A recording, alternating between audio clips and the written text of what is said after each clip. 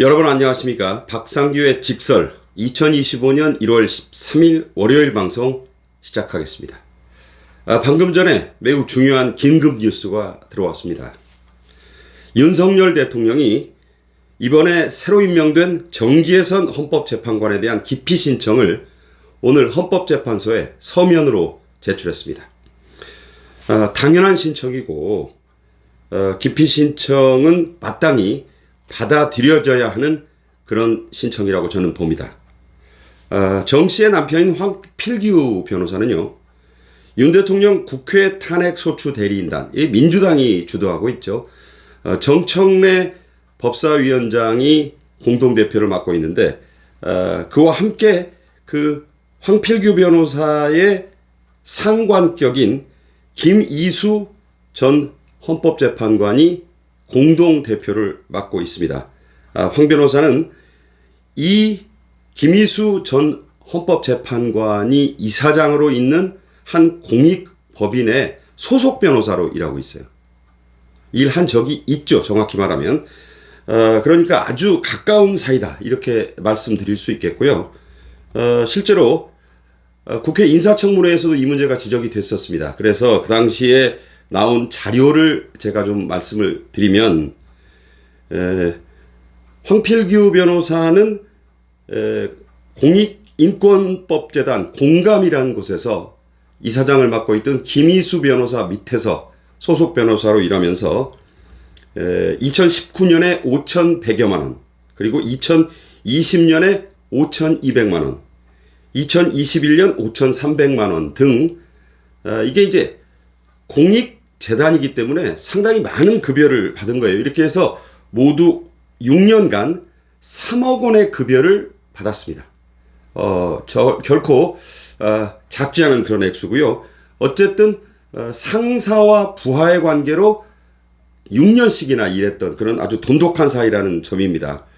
그래서 민주당이 김이수 전 헌법재판관 변호사를 윤 대통령 탄핵소추단의 공동대표로 집어넣고, 그와 동시에 김이수 씨에게 급여를 받고 6년간 같이 일했던 이 황필규 씨의 부인, 그러니까 정기예선 변호사, 정기예선 전 서울 서부지방법원장을 헌법재판관으로 밀어넣은 그런 거죠.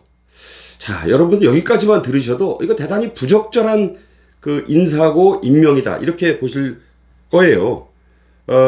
정계선 씨는 이 문제가 작년 국회 인사청문회에서 제기가 되고 지적이 되니까, 자, 이렇게 말했습니다.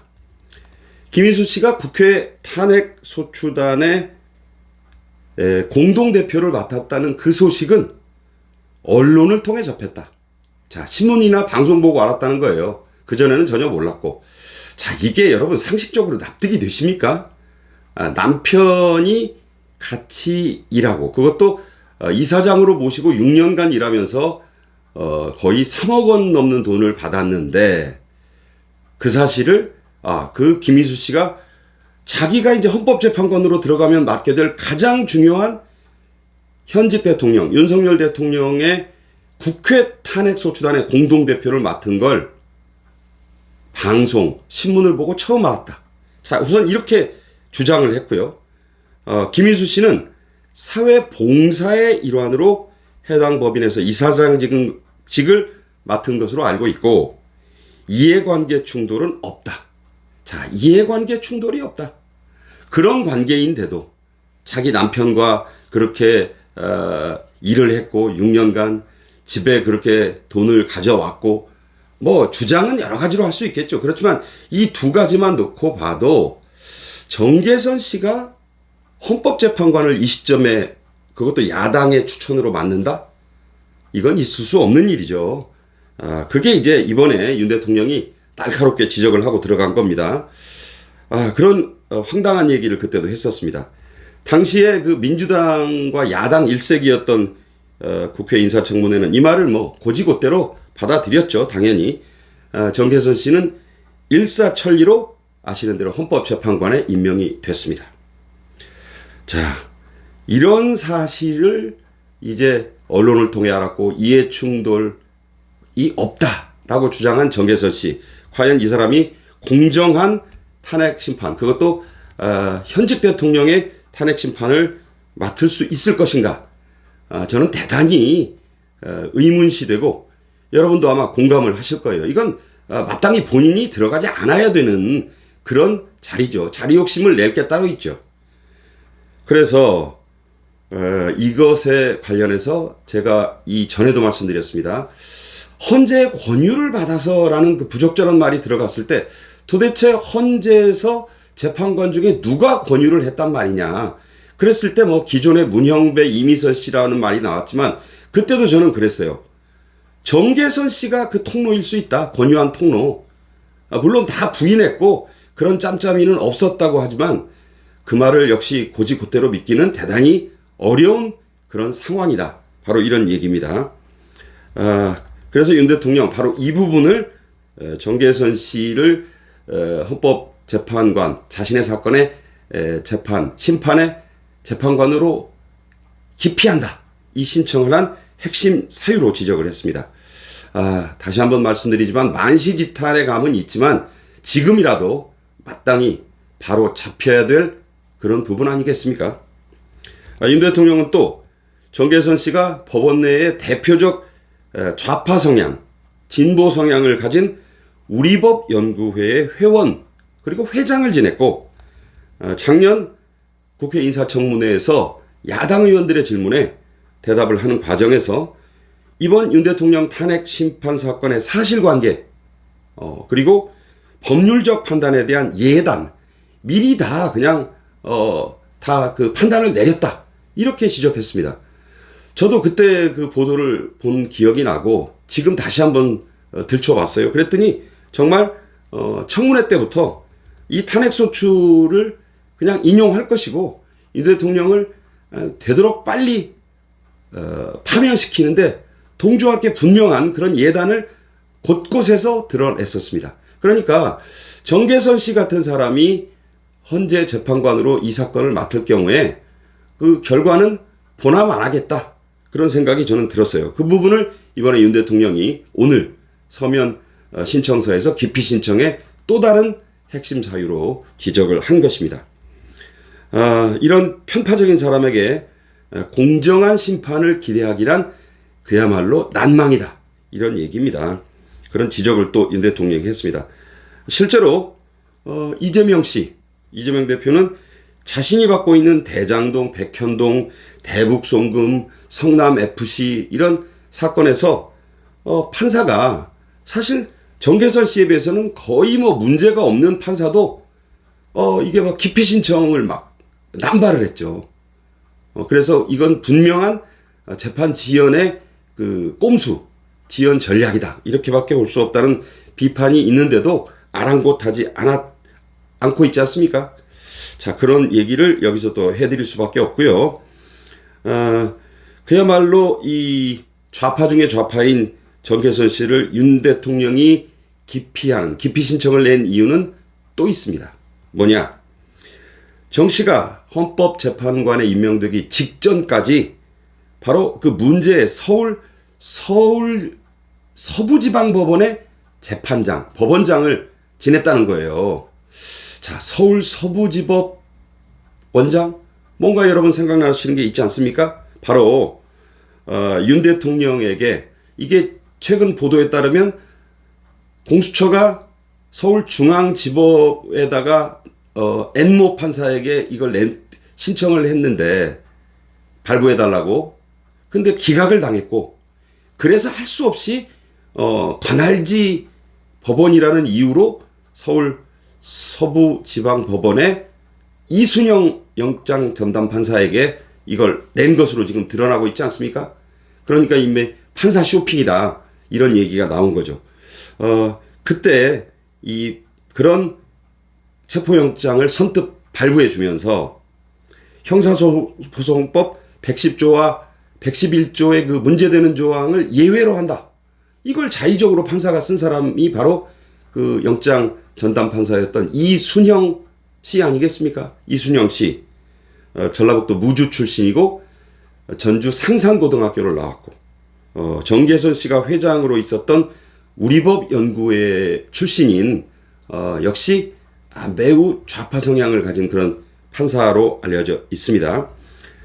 자, 이런 관계를 볼 때 윤 대통령이 정계선 씨에 대한 기피 신청을 이제라도 낸 것은 정말로 당연한 조치라고 저는 생각을 합니다만, 자, 헌법재판소법이 있어요. 거기를 보면 재판관과 재판 당사자가 친족인 경우 외에도, 그러니까 친족이면 당연히 기피를 하는 거죠. 그 외에도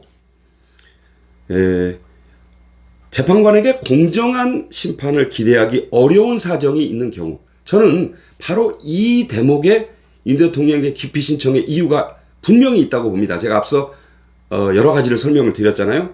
그런 경우에는 기피 신청을 할 수 있다, 이렇게 되어 있습니다. 다만 헌재는 그 기피 신청이 재판 지연을 목적으로 하는 것이 분명하다면 각하할 수 있다, 이렇게 되어 있어요.